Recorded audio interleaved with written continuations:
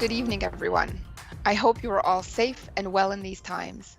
My name is Rima Breck, and I am the Associate Managing Director at Ubisoft Toronto. It is my honor and pleasure to welcome you all to the 7th Annual and First Digital ceremony for Ubisoft Toronto Next. We really wish we could have gathered all of you in person at our studio to celebrate, but the health and safety of our teams and all of you is our top priority. That said, it's still important for us to recognize your achievements, and we are really thrilled you are joining us on this live stream tonight so that we can celebrate together. And we know it has been a particularly challenging year, especially for Ontario students. Now, despite these additional challenges, you have clearly worked very hard, and we are thrilled that you have shared your talents with us. We are incredibly impressed by the submissions this year, and this work truly deserves to be recognized. I am really proud that so many of the winners and finalists from previous Next competitions are still members of our team today. The growth of our studio depends on the talent and skills of new graduates, and that's why we continue to invest in this program. These emerging developers are making important contributions to the future of games that will be coming out of our studio and to the video game industry. Games have always been a fantastic way to bring people together. And during these difficult times, games really do have the power to help people stay more connected with their families and friends. That applies to playing games and making games. There are so many different types of backgrounds and expertise that need to come together in the development of a great game. One important thing that they all have in common is their passion for making games. And your passion has certainly shined through in your submissions for Next. Thank you for your amazing work. You have shown us how much talent exists among the community of up-and-coming game developers, and we cannot wait to see how you will help shape the future of our industry in the years to come. Tonight, we will be joined by 7 Ubisoft Toronto judges representing the different Next categories. They will tell us about each of the respective finalists before finally announcing the winners. And the winners from each category will receive a paid apprenticeship at Ubisoft Toronto. To everyone watching, whether you are a finalist or you are cheering for a finalist as a friend, family member, or educator, please join me in congratulating everyone who submitted to this year's competition. Now, let's take a look at this year's finalists for the 2020 edition of Ubisoft Toronto Next.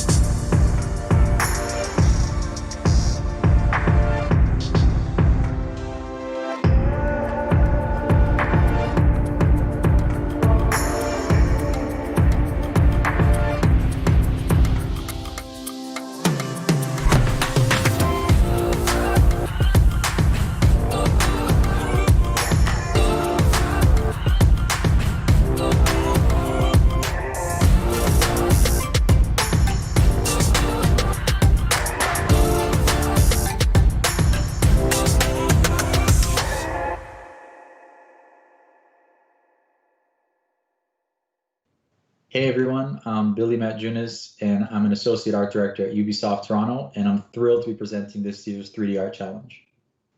First of all, I want to thank the schools and the faculty once again for all their support. As a teacher myself, I know how much effort goes into that, from the preparation to the feedback and guidance. And I would like to send a sincere thanks to all of you. And to the students, the next challenge has been growing year over year, and it's really thanks to you all. Seeing the level of quality increase across the board is just amazing. Thanks for taking the time to tackle this challenge. We love seeing how you interpret our themes. With all the amazing entries this year, it was a tough task, but we managed to narrow down the list to 3 finalists. In third place, we have Lyndon Silvestri. Lyndon's interpretation of the thematic brought a warm sense of nostalgia to the judges panel. We loved the claustrophobic feel of the space, and the arcade cabinets had the right mix of detail that made them feel really believable. So congratulations, Lyndon, on third place. In second place, we have AC Seralta. AC's entry really surprised us. It stood out from the crowd due to its bold interpretation and direction that they took with the piece. It was not something that we were expecting. The wires offer the right amount of high frequency detail to frame the scene and help move the eye around the space. So great job, AC, on second place. In first place, we have Dong-Hoon Choi. Dong-Hoon's entry was amazing right off the bat, from the lighting to the environmental storytelling, the character design, all the modeling and texturing. Everything was just executed to a super high level of consistency. It made us feel like we can pick up the controller right away and move around the space and explore. So congratulations, Dong-Hoon. We really look forward to working with you in the coming months. And now let's hear a word from Dong-Hoon. Hi, I am Dong-Hoon Choi, and I want to say thank you so much for the award. I want to thank the judges for selecting my work and for their feedback. I got lots of great feedback during the interview and learned so much from it. It was very challenging and took a lot of time to work on this year's competition, but I am very glad I worked on it. I'm really looking forward to the apprenticeship from Ubisoft. I want to make the most of this opportunity and hope to be a part of making beautiful games in the future. Thank you. Hi everyone. My name is Phil Bernard, Art Technical Director for Ubisoft Toronto. It is my pleasure tonight to present to you the Ubisoft Next Challenge for the technical art aspect. Now first, I would like to thank all the schools and the students who participated, and it was really great with me and my colleagues to go through all the entries. So thank you. Technical art is a challenge. It's a balance between art and programming.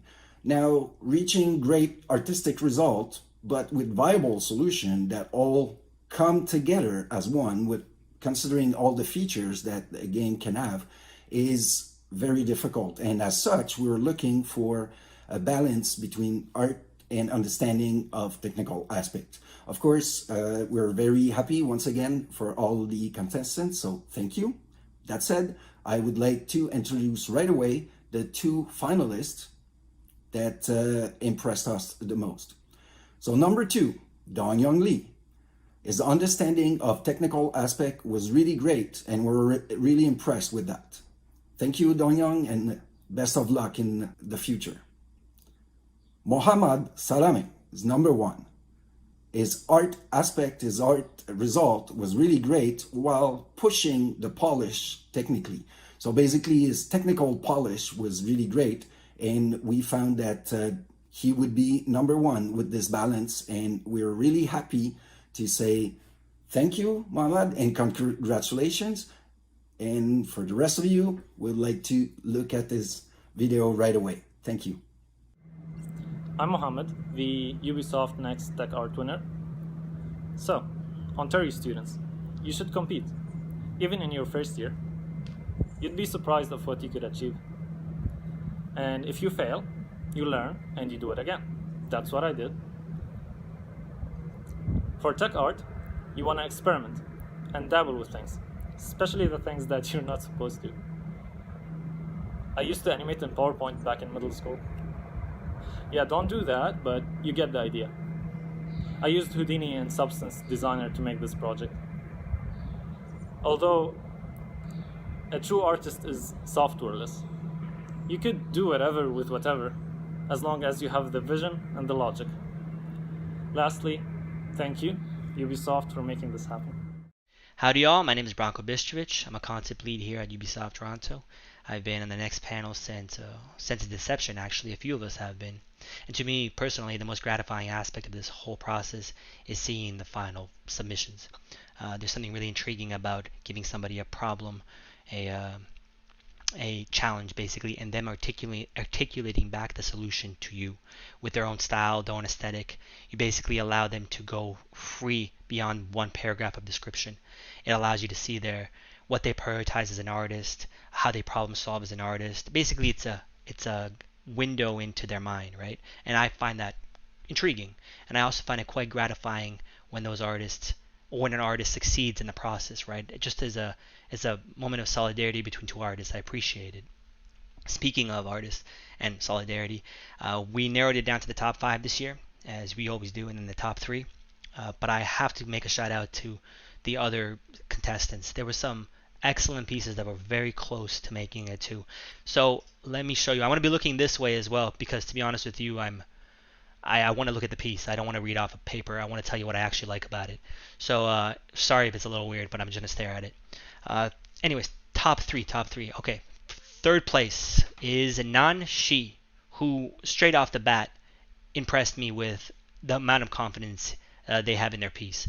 I mean, there's a really solid composition in here, and if you look at it, it's all loose, but yet it all works cohesively. There's nice lighting. They've balanced the color, so I mean, we included arcades to make it hard to balance the color, right? But they still made a really nice effort at trying to balance the reds and the greens bouncing off each other while everything else is subdued and muted. And even the way they placed the alien on top of the arcade machine, that's awesome. And and for instance, here's an example of the level of confidence I'm talking about.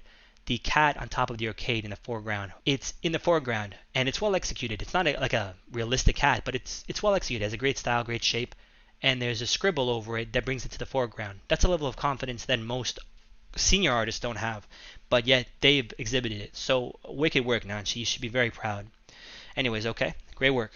On to number 2 is Adam Homanilo. Adam really impressed us with his execution, which is to me top notch. There's a lot here that seems at first simple because he balanced it out properly, but is extremely sophisticated. And a lot of that has to do with the fact that Adam seems to be working towards a consistent process in how to do his concepts. And that's a sign of somebody who is already kind of ahead of their years when it comes to juniors. That's like a senior's personality, basically. Like you can see there's a process here. You can see there's obvious mid-ground, foreground, and the way the foreground is treated is different than the mid-ground, etc., etc. And the lighting is beautiful and the color balance is great. So awesome work, Adam. I mean, you can even look at the beams at the top of the piece, and you think those beams are just haphazard. But if you pay attention, they're just floating in the air, but yet they're all pointing back towards the focal point, right? So it's nicely done. Well done, Adam. You should be proud. And finally, the final piece goes to David Mattiacci. Congrats, David. What really struck us about this piece, and honestly, there's a few things, but I'll get on the one that struck me first, is that David didn't shy away from the challenge. So they included a fleshed out character. Even in their breakdown process, they had the character in full rotation. They gave themselves a more difficult 3-point perspective. They balanced out a lot of different elements and included a lot of elements, which sometimes can deter from a piece, but to challenge yourself this much and to succeed is actually quite admirable for a junior. So awesome work in that respect, David. And on top of this, and this is not something we ask for, something we expect, it's just that David presented a really good piece to begin with, but then when we checked in with his process work, we realized he had already done 3 other fully fleshed out concepts as well. And just as nice and aesthetic, and also of different perspectives. And I don't mean just angled perspective, I mean different takes on the scene, which to me, honestly, I appreciate. Now, I'm not saying that this needs to be done in the future. I'm just saying that it impressed us. So, David, awesome work. I'm looking forward to working with you in a couple of weeks, and looking forward to see what else you bring to our team, basically. Hey, everyone. I just wanted to say thank you to Ubisoft and to all the amazingly talented artists in this competition. You guys have been so kind and so welcoming to me, and you really are amazing, and I hope you know that. I really just can't wait to get started. I've been waiting a long time to work for this company, and I think it's just crazy that I finally get to work on the games that I play personally every day. So yeah, thank you guys. I won't let you down, and I'll talk to you guys soon. And next up is my colleague Noreen Rand, who will introduce the finalists to the User Interface Challenge. Hi everyone, my name is Noreen Rana and I'm a UI art lead here from my apartment. I'm super excited to present this year's winners of our User Interface Challenge. This year we really wanted to encourage graphic designers and artists from all fields to embrace this challenge. We chose 2 of our previous titles and asked participants to give them a modern update to provide a visually refreshing take on the original UI style, but also challenge them to address common issues we deal with developers and gamers on a day-to-day basis. I'm pleased to say that we were blown away by how informed and talented this year's pools of submissions were, and it makes me really proud to see how artists are now taking into account how usability impacts their work and how we can make our games more available to everyone, but still create visually engaging UI. What do you think about that? Yeah. In third place, Vicky Tran. Vicky showed us how much they trusted their instincts by analyzing Far Cry Primal's original design and improving on the usability, but still maintaining the brand that we all remember Primal for. Second place, Wilson Trong. Wilson chose to redesign Splinter Cell Blacklist and really impressed us by their ability to balance minimalism with complex information and still making the UI feel like we're playing a brand new take on a Splinter Cell game. In first place, Shane Saxton. Shane truly impressed us with their strong graphic design that took an already complex UI into a design that could pass for a next-gen game right now. Their eye for layout, balance, style, and overall attention to detail and polish is what really captures what we look for in this challenge. And with that, let's hear a few words from this year's winner, Shane. I just want to say thank you to my friends and family for supporting me and not questioning where I went for 2 months while I decided to work on this project. For my contestants, whose work was truly amazing. You honestly had me sweating there for a little bit. And to Ubisoft for putting this all together and for this whole opportunity. I am truly humbled and grateful for even being a finalist amongst other things. And I know I've said thank you a million times, but once again, thank you. From all of us at Ubisoft, congratulations, Shane. We're really excited to see where this takes you. And with that, I'd like to introduce Dewey to present this year's winner for animation. Yay! Hey, my name is Dwayne Wynn, and I'm an animation lead here at Ubisoft Toronto. I'm here to present this year's winners of the Next Animation Challenge. Thanks to all the animators for taking time out of their school year to submit an entry for this challenge, as well as the school faculty for encouraging and supporting them. This year we broke down our challenge into 4 questions. How would a character behave when they're just waiting? How would they explore a familiar and foreign space? How would they sneak up onto their targets? And how would they traverse a series of obstacles? Your answers? There was a lot of unique and interesting ways to do that. It wasn't easy for the judging panel this year, as so many of the submissions were so creative, stylized, complex, and polished. Taking all those things into consideration, we arrived at our top 3 finalists. In third place, Cedric Lancaon. Cedric's piece showed a character full of confidence and swagger. Every move his character makes from start to finish is an opportunity to show that. There's nice posing and arcs, and he really took the time to settle his character at the end and finish the scene. He also had some really nice touches, such as drawn effects and keeping the enemy scrambling all the way to the end. Great job, Cedric. In second place, Ashutosh Chawla. Ashutosh's piece flowed really nicely, and the polish, as well as the difficulty of animating a horse, really shot Ash's piece to the top of her list straight away. There's a great sense of weight, timing, elasticity, and flow to all the characters' movements. Ash's piece also showed some interesting animation concepts, such as multiple legs when web slinging, and extreme squash and stretch, which the viewer feels more than sees. Really nice job, Ash. And in first place, Bruno Leem. Bruno's piece really feels like you're watching a video game in terms of the angles, pacing, and camera movement. The character is careful and shows vulnerability throughout, and they feel immersed in their environment. There's subtlety and nuance in Bruno's piece, like when the character does a double take to check the surroundings, touch the wall as they turn the corner, and even has a little slip along the way, which is really nice. Great story and a great piece, Bruno, and we look forward to having you as our next intern. Now let's hear a little from Bruno. Hey UB Toronto, I just want to say that I really appreciate this awesome award. I'm happy that you've enjoyed my animation. I feel this is a perfect opportunity in my career, and I'll make sure that I contribute and keep growing in this fantastic industry. This year, the competition had really good animations. Congratulations to all participants and the finalists. I'm excited to start. Cheers. Congratulations again, Bruno. Now over to Aaron Gordon to present this year's level design winners. Hello, my name is Aaron Gordon. I'm a team lead level designer here at Ubisoft Toronto, and this year I get the pleasure of presenting the finalists for the Level Design Challenge. First of all, I want to thank everybody that took part in the challenge. It's a really tough one this year, and we appreciate the time and effort that went into it. Good stuff all around. So we asked participants this year to create a layout set in a Watchdog style world, which would allow the player to infiltrate a location, find an important item, and then escape. A successful level designer at our studio would not only have to create a compelling mission like this, but they would also have to do so with a very limited toolbox.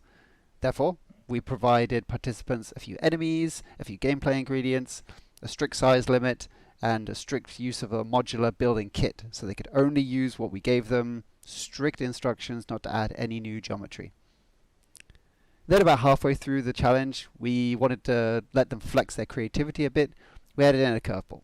We asked them to script their own elaborate puzzle for the player to gain access to this important item, and then we asked them to turn on a lot of death lasers that would instantly kill the player when they're trying to escape, so to keep the gameplay fresh and to add a bit of tension right at the end.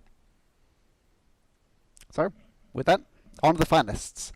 The top three that I'm about to announce not only created really compelling missions with really imaginative stories, but they also built their locations effectively using the modular kit and encouraged players to infiltrate and escape via different means and gave the player just lots of options. So, in third place goes to Julian Disterheft. Julian created a level for us based on a hotel in Dubai. We had to find our way to the roof, overhear a secret conversation, and then get out. So immediately upon playing it, Julian's level offered us a ton of options when deciding how to infiltrate. They had a big set-piece fountain in the middle of their level, which they expertly used to foreshadow its use in the puzzle later on. We knew that they'd nailed down the replayability of the level. When we were reviewing it, one of our judges said, well, did you find the jetpack? I'm like, no, there's a freaking jetpack in this level? And I booted it back up, played it. Really great stuff. Good one, Julian. Okay, and in second place goes to Kyle Richardson. Kyle really impressed us with his use of player leading and his use of elevation in his level. Set in a illegal detainment center on the Mexican border, the players need to sneak down into the compound to rescue their friend and then escape. Kyle's smart use of tunnels, player leading, and use of lighting and multiple routes kept the gameplay fresh, kept the flow of the level exciting and interesting. Nice one, Kyle. Okay, without further ado, the first place winner this year goes to Sakuraj Jahal. Sakuraj absolutely nailed this challenge.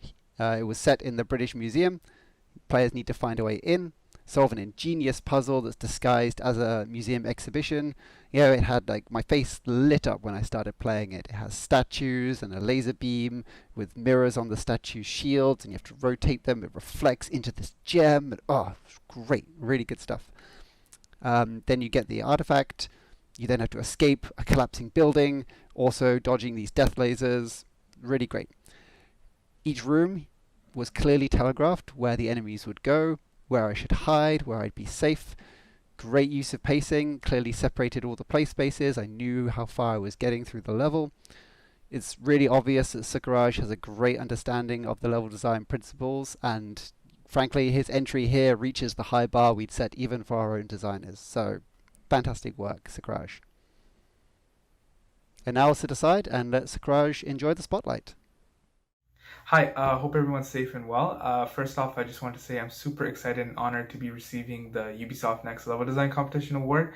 I just want to give a special shout out to Sheridan College in the Game Design program, to my professors Jeffrey Pitsadney, Nicholas Hesser, Jose Rueda, Max Piesner, as well as the entire Game Design faculty for their support.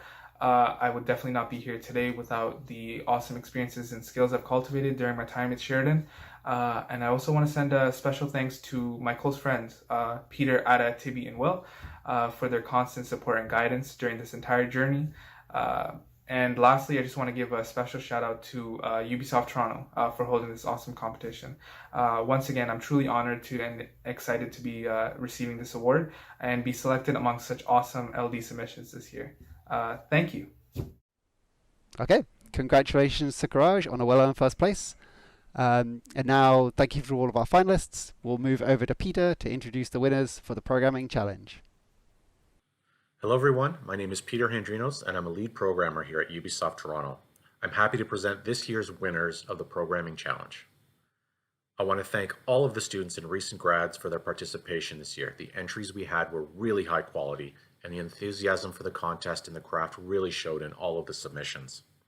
Every year so far we've based the challenge theme on a classic arcade game with a twist, and this year's theme was Tempest. Some tried to remain as true to the original as possible, and others tried to put their own spin on it. So we had a really great variety of submissions to judge. It was really close. At the top, we had a lot of debate, but we finally did settle on our top three. In third place, we had Robin Vandenbrand from Centennial College.